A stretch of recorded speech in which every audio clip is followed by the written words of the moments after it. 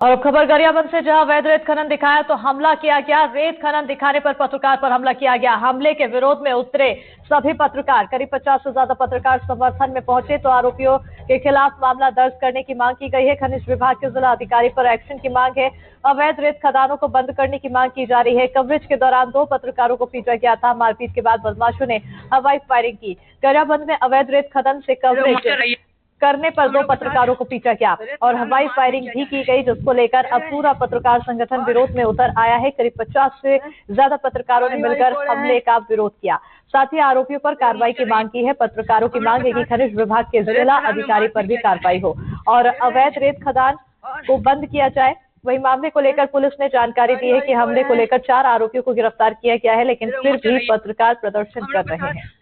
रेत खदान में मारपीट किया जा रहा है, देख रहे हैं, और गाड़ी वाड़ी तोड़े हैं।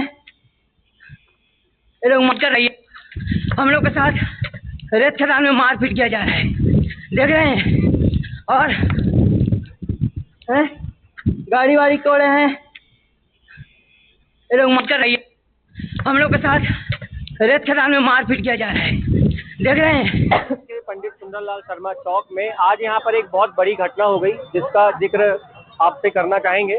आज कुछ पत्रकार गरियाबंद राजिम के जो 5 पत्रकार हैं, वो पितई बांध की रेत खदान है जो अवैध रूप से संचालित है, यहाँ पर ये पत्रकार कवरेज करने के लिए गए हुए थे।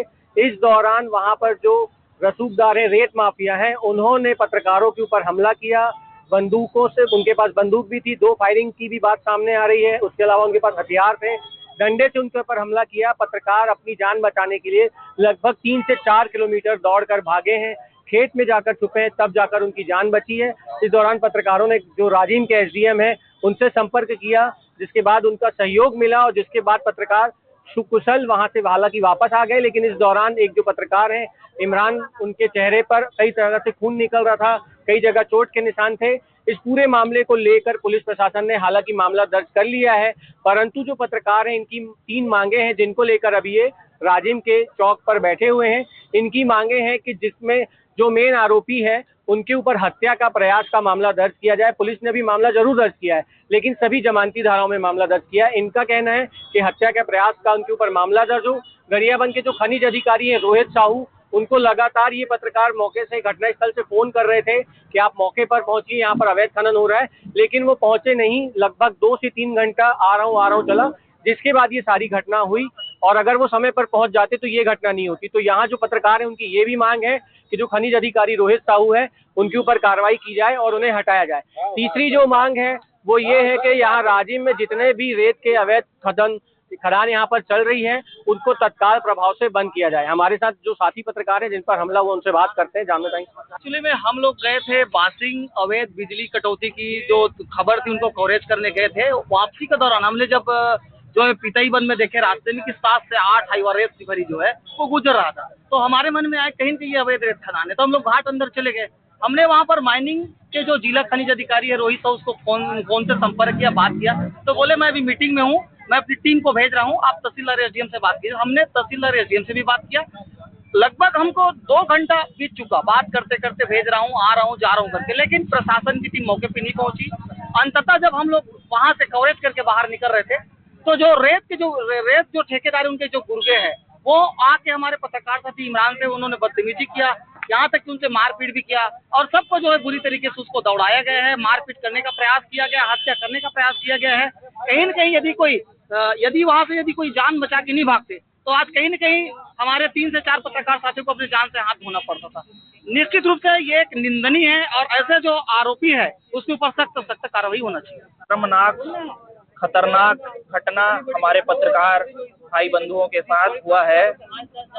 यह बताया जा रहा है कि जब अवैध रेत के कारोबार को कवरेज करने के लिए हमारे पत्रकार भाई बंधु जब पहुंचे थे तो वहां पहुंचने के बाद इनके साथ ये हादसा हुआ और इनके ऊपर जानलेवा हमला हुआ। तो उस जानलेवा हमले के विरोध में मैं यहाँ आया हूँ, पत्रकार भाई बंधुओं के समर्थन में आया हूँ। इमरान भाई हैं जो आज सुबह से जिनके सोशल मीडिया पे फोटो और वीडियो चल रहे हैं, इनकी नाक पे चोट लगी हुई थी, खून भी निकल रहा था। लगभग 3 से 4 किलोमीटर तक दौड़कर इन्होंने अपनी जान बचाई है, तब ये आज सुकुशल यहाँ पे खड़े हैं। इनसे जानते हैं क्या था पूरा मामला। देखिए हिमांशु जी की रेत खेल यहाँ पर चल रहा है। अवैध माफिया जो धड़ल्ले से रेत उत्खनन कर रहे हैं। जब रोहित साहू जी के कार्यक्रम जो उनका जन्मदिन है उसको कवरेज करने हम आ रहे थे, तब देखे कि सैकड़ों गाड़ी लगाकर अवैध रेत उत्खनन किया जा रहा है। जैसे हर बार हम सूचना देते, खनिज विभाग और एसडीएम साहब को सूचना दिए और उस दौरान उन्होंने कहा कि कार्रवाई करने आ रहे हैं, तो कार्रवाई होता है वो भी एक खबर होती है। तो उनके द्वारा कहा गया कि रास्ता में मैंने 2 गाड़ी पकड़ा है। हम उसको देखने के लिए जा ही रहे थे कि रेत के गुर्गे आए जो डंडा रखे थे गाड़ी में। मैंने देखते ही समझ गया कि ये कुछ ना कुछ करेंगे। जब उनको अश्लील गाली दी, हमको अश्लील गाली दी, तो मैंने वीडियो बनाना शुरू किया और उसने में वो मारपीट शुरू कर दी। क्या आपने जेब से वो गन जैसे या फिर मोटा हथियार निकाला, मेरे नाक पे वार किया, गले पे वार किया। तब मेरे पत्रकार साथी देख के भागना शुरू कर दिए। जितेंद्र सिन्हा भागे तब उसकी जान बची, थानेश्वर भागा तो जान बचा, और उसके बाद मेरे कैमरामैन, मैं और नेमीचंद, हम लोग 4 किलोमीटर अपनी जान को बचाने भागे। तब हमने हवाई फायरिंग सुनी। जो हवाई फायरिंग सुनी उसको देखकर हम डर गए कि हमारे 2 पत्रकार साथी को कहीं गोली तो नहीं लगी है। फिर हम एसडीएम साहब को सूचना लगातार हो रही थी, वो हमें देख खोज ही रहे थे। हम 4 किलोमीटर दौड़े रहे, 1 घंटा तक झाड़ियों में छुपे थे।